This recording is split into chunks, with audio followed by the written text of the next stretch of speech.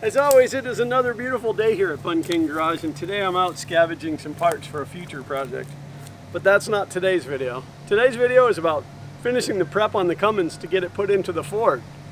If you're new around here, welcome, and if you're a returning viewer, thanks for coming back. Now, let's get into that garage and see what we have going on today.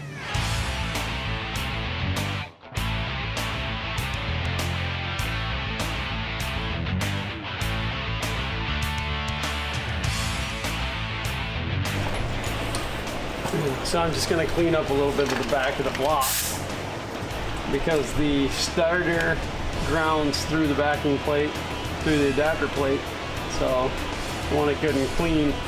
I am, however, going to put a ground wire on the starter, so we'll see.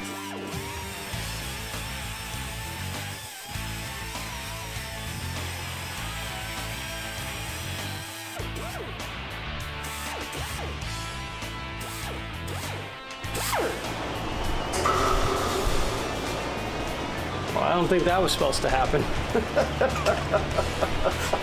Oh, good old Harbor Freight.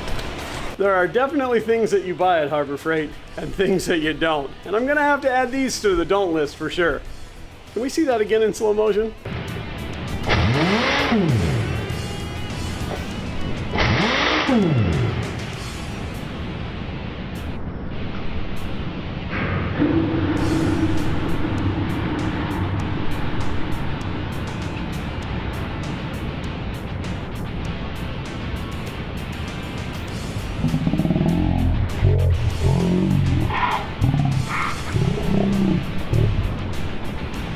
Yes, I absolutely know I should have been wearing safety glasses during that, but that thing shouldn't have come apart like that either. I was well within the RPM range of that disc, and it came apart at the adhesive. That noise that you heard was that disc slamming into the shop fan. I guess I need to buy a little better quality next time. Before I get too much further, I need to replace the oil pan. You see, when the Dodge took the kick to the teeth, it pushed the motor back a few inches, and it slammed the motor into the small crossmember that's behind it. It dented the back of the oil pan. I need to get it off of there, make sure there's no internal damage, and to put on a nice straight oil pan. I'm hoping it's going to turn more.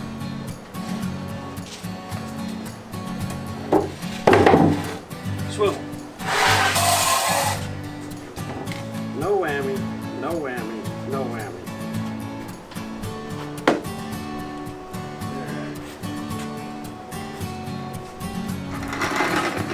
This little guy over.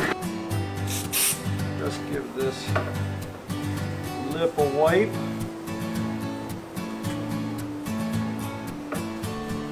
It's very dusty inside of here.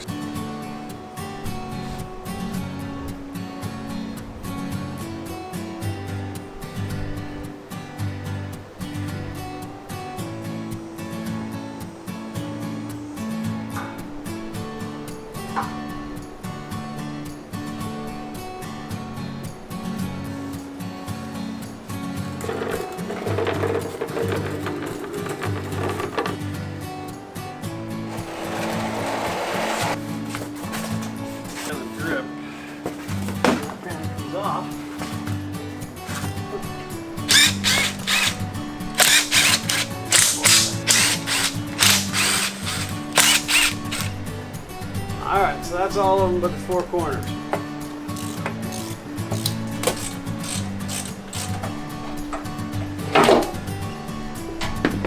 I should be able to just drop it like that.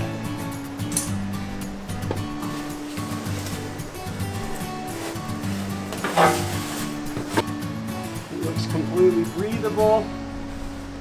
That is good news. While I have that oil pan off, I'm going to go ahead and put a new rear main seal in. If I don't, I will definitely be sorry later. The Dodge bell housing had motor oil in it. Off. We'll get a new main seal put in here. Looks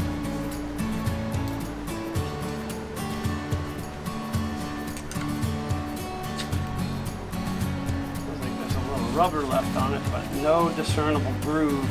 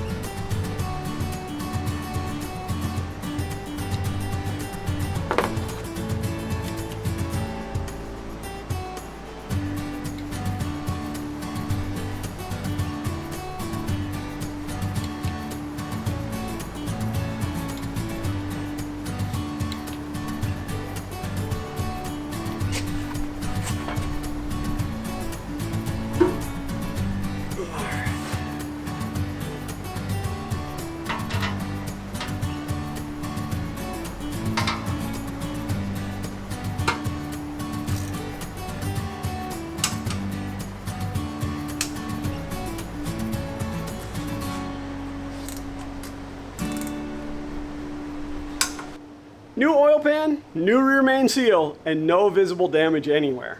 I guess it's time for me to get back to where I was. I picked up some Porter Cable brand discs from Tractor Supply. I hope these are better than the Harbor Freight ones. Not like that bar was set very high.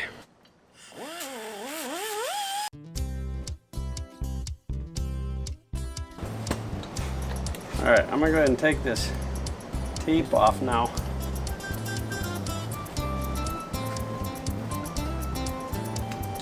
That was to protect the back of the camshaft.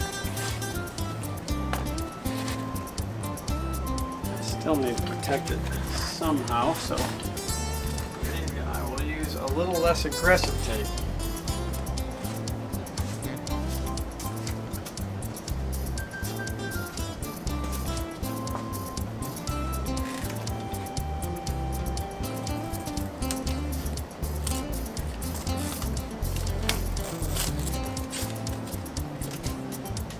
So I trimmed the tape to just over the size of the hole for the camshaft. Now I can get back to cleaning up the back of that block, and then I can install that beautiful, beautiful adapter plate from Diesel Conversion Specialists. Now I've already test fitted this, so I do know that it fits. I already clearanced the block like you've seen previously. And now, oh, let's take our blue tape off. That'd have been a bad mistake, huh?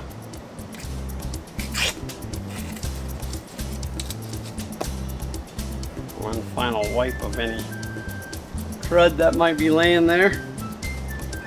We're going to bring our adapter plate over. Get it lined up to our dowel pins. All the way around. Purely for speed and not for strength.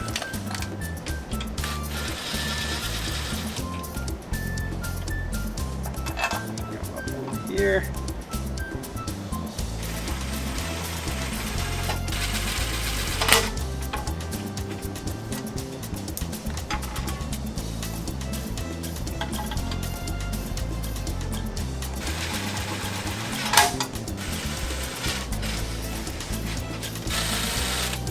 And now it's time for the Mighty Quinn. The Mighty Quinn is my new digital torque wrench that I got from Harbor Freight.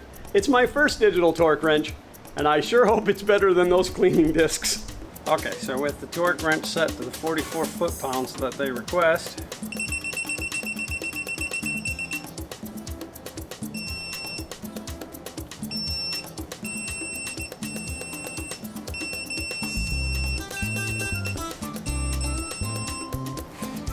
with that beautiful billet adapter plate installed, it's now time for the flex plate. Guess what? That's billet as well. Just want to clean that up just a little bit.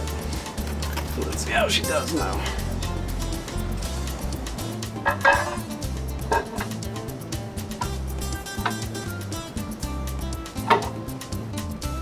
Alright, say that is a beautiful fit. I'm not going to let go of it in case it pops off of there. I'm just going to run that bolt in.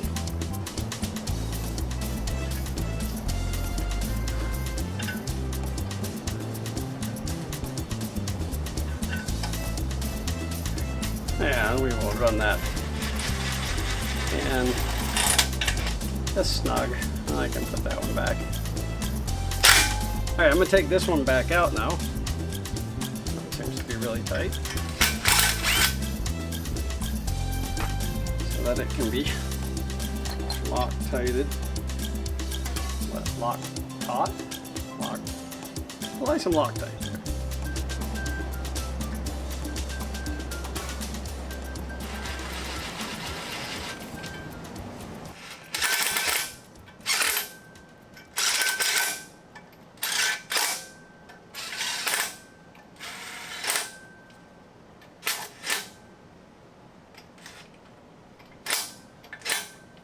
I don't have anyone to help me stop the engine from rotating while I torque these, so I'm going to have to ask my lovely pry bar to help me out.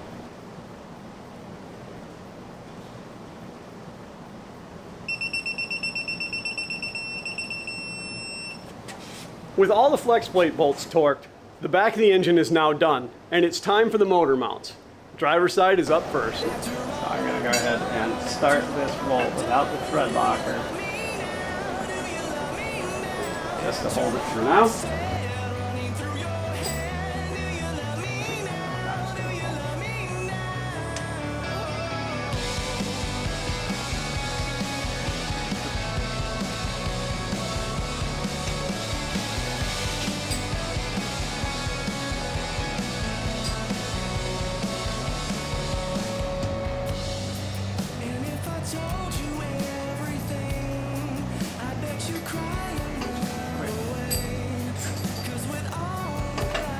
This off and be able to do this.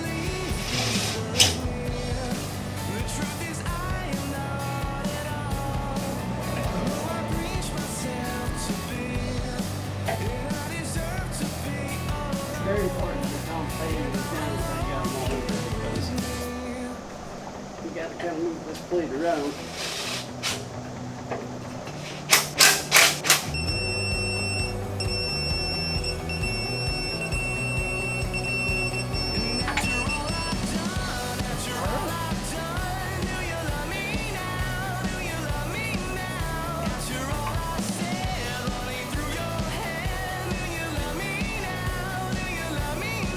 And now we'll move to the passenger side. But I'm going to use one bolt now right there to kind of hold it so I can thread lock the rest of the bolts.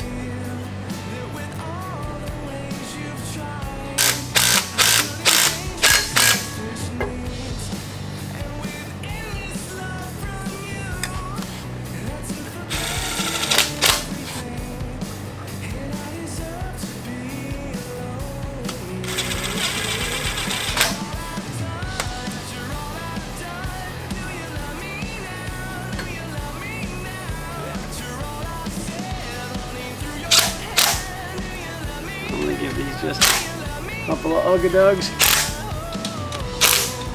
and then we're going to move over to Lady Quinn.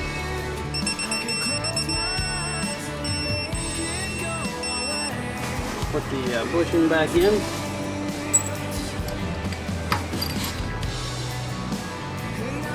That's it for the motor side of the mounts. Now I'm going to go ahead and hang the frame sides. But while I'm on the driver's side, I'm going to go ahead and mount the ECU backing plate.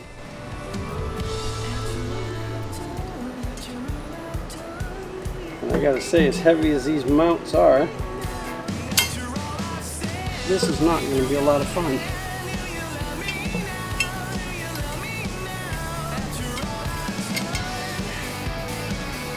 Oh, I thought I'd drop it at least once.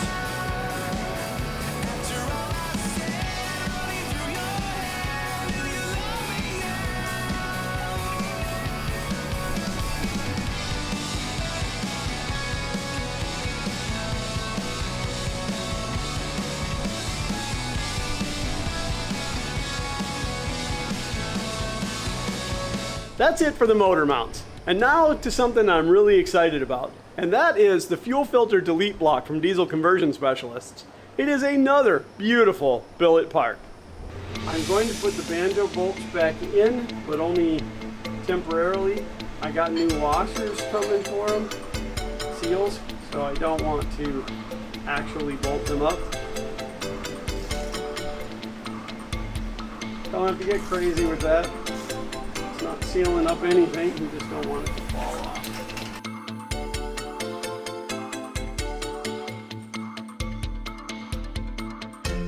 Looks fantastic, but it's that easy to install.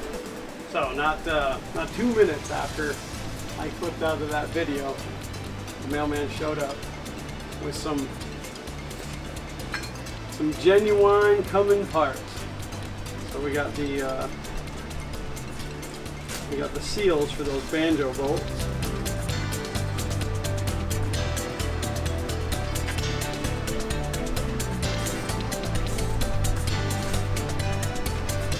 I was not 100% sure if these were reusable or not, so if you know, I'd love for you to leave a comment down below and tell me if I wasted my money buying new ones.